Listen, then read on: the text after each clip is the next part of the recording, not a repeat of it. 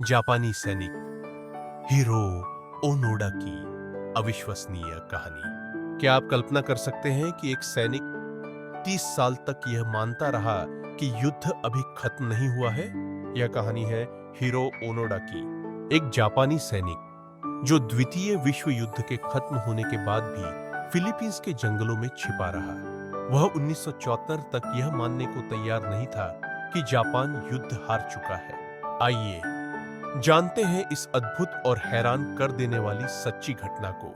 हिरो Onoda का जन्म 19 मार्च 1922 को जापान के वाकायामा प्रांत में हुआ था।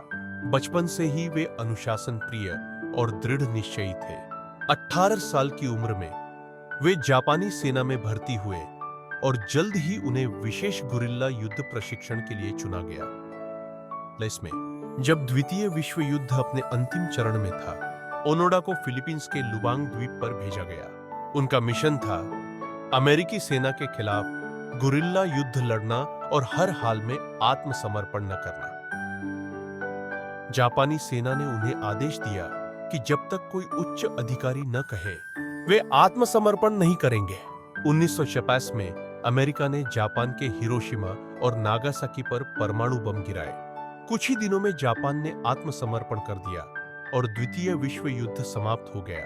लेकिन लुबांग द्वीप में छिपे हिरो ओनोडा और उनके साथी सैनिकों तक यह खबर कभी नहीं पहुंची।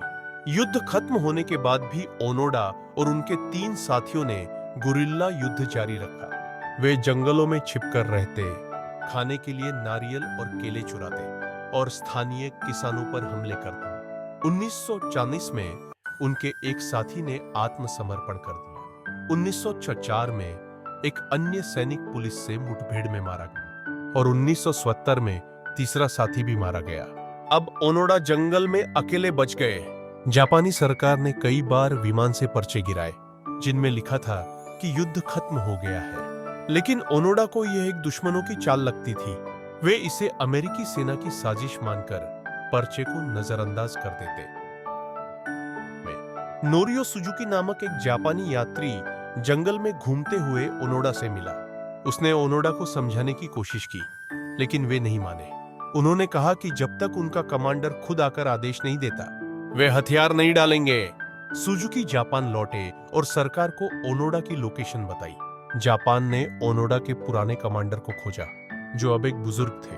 उन्हें लुबांग द्वीप पर भेजा गया और उन्होंने ओनोडा को आधिकारिक आदेश दिया कि वे आत्मसमर्पण करें। इशारों साल बाद 9 मार्च 1974 को हिरो ओनोडा ने अपनी राइफल, 500 गोलियां और एक समुराई तलवार के साथ आत्मसमर्पण किया। ओनोडा जब जापान लौटे तो वे एक अलग ही दुनिया देख रहे थे। जापान पूरी तरह बदल चुका था। वहां अब युद्ध नहीं था, बल्कि उन्नति और विकास का दौर था।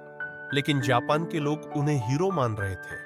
उन्हें राष्ट्रीय सम्मान दिया गया और वे पूरी दुनिया में मशहूर हो गए। जापान लौटने के कुछ वर्षों बाद ओनोडा ब्राजील चले गए और वहां खेती करने लगे। लेकिन 1980 के दशक में वे फिर से जापान लौटे और युवाओं को अनुशासन और दृढ़ संकल्प का पाठ पढ़ाने लगे। 2014 में 51 वर्ष की उम्र में उनका निधन हो गया, लेकिन उनकी कहानी हमेशा याद रखी जाएगी।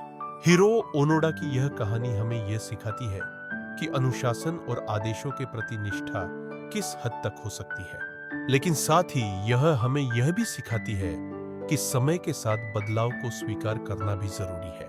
क्या आप इतने वर्षों तक जंगल में रह सकते हैं? कमेंट में बताइए। और अगर आपको यह कहानी पसंद आई हो तो वीडियो को लाइक करें, चैनल को सब्सक्राइब करें और बेल आइकन दबाएं।